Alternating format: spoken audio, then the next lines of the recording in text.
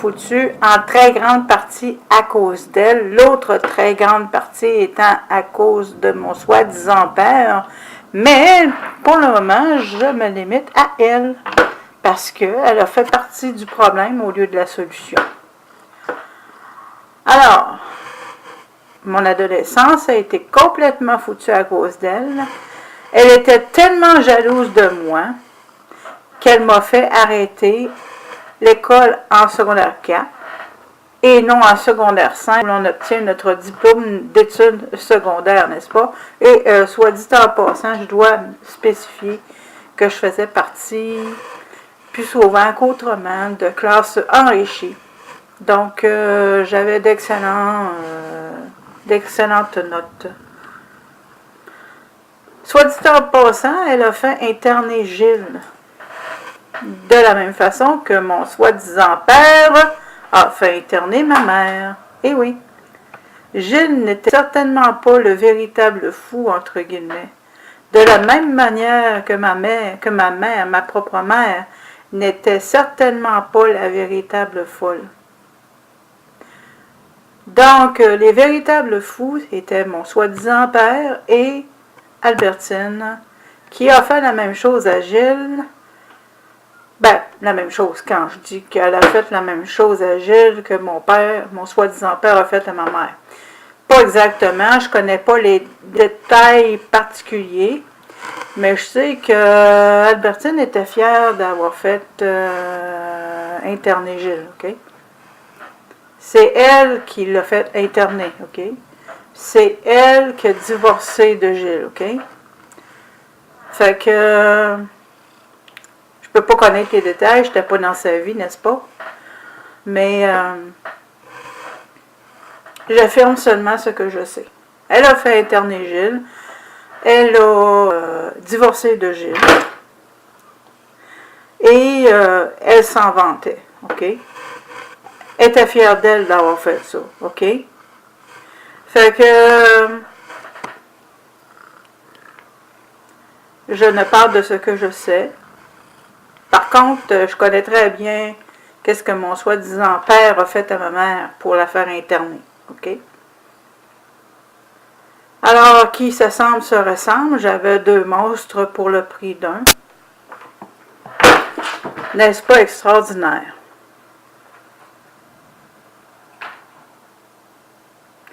Et ces enfants en ont profité pour aider leur mère à me faire de la peine.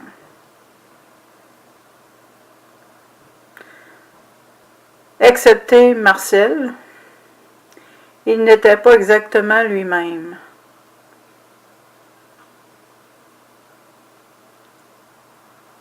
Il était le seul innocent dans cette histoire-là. Marcel était le seul de la famille qui n'avait pas de malice. De sa famille à elle qui n'avait pas de malice. Il pouvait faire des bêtises, mais il n'était pas méchant pour 2 cents. Il avait été reconnu épileptique, mais il y avait certainement plus parce que j'ai connu des personnes épileptiques. Toujours qui ne font pas des bêtises. Marcel, il en a fait quelques-unes, mais c'était pas par méchanceté, c'était pas par malice, parce que il y avait un caillot de sang au cerveau. Et puis, ça devait certainement l'influencer à faire des choses qu'elle n'aurait pas normalement fait. Alors, je répète que Marcel était le seul de la famille d'Albertine qui n'avait pas de malice. Le seul, malgré qu'il m'a fait mal, il n'a pas fait exprès.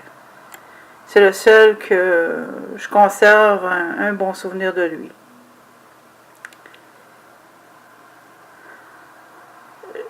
Je crois qu'avoir travaillé 12 heures par jour, 6 jours semaine, de l'âge de 16 à 18 ans gratuitement, mais par contre, quand j'allais à l'école entre 14 et 16 ans, toutes mes périodes libres étaient investies à couper les fils tous les soirs de la semaine et les fins de semaine.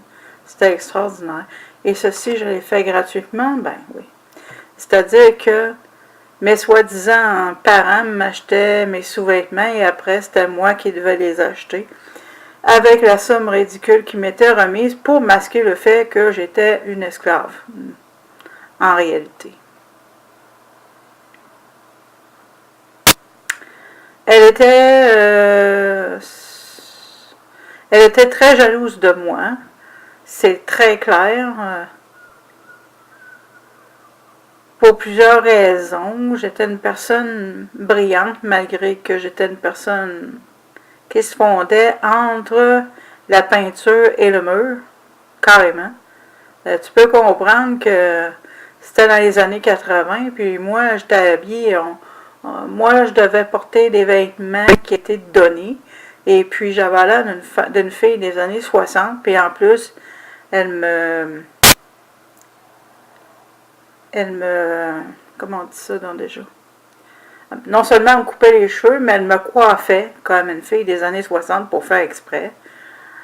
OK, fait que elle faisait tout pour que je fasse rire de moi à l'école. Secondaire, imagine-toi qu'est-ce que je pouvais passer. Et puis, elle faisait exprès aussi pour que j'arrive en retard à l'école. Fait que j'étais toujours 5-10 minutes après que la cloche soit sonnée. Là, je pédale. Moi, j'étais encore en train de courir comme une malade pour arriver à l'heure, mais je veux dire, là, t'es déjà passé, mais je veux dire, c'était mieux arriver 5 minutes en retard qu'une demi-heure. Mais,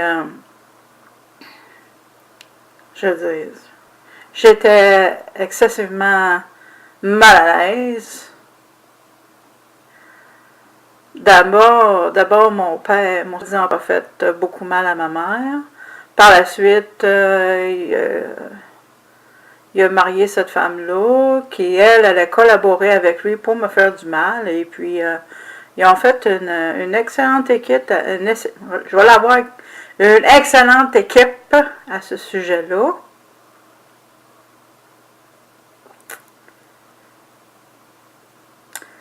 Et puis, je termine en disant, c'est tout de même pas de ma faute si Albertine n'a pas digéré ce que lui a fait sa propre mère, Yvonne Filion. C'était à elle de régler ses problèmes au lieu de me faire payer la note. Alors, voilà. Pour ce qui est de mon soi-disant père, ça va arriver que je vais en parler. J'ai déjà enregistré l'histoire de ma vie. Dans les moindres détails, quand ce sera le moment, je vais publier l'histoire et effectivement, on voit quel rôle a joué, dis-je, mon soi-disant père dans ma vie. Mais la belle-mère, c'était ma seconde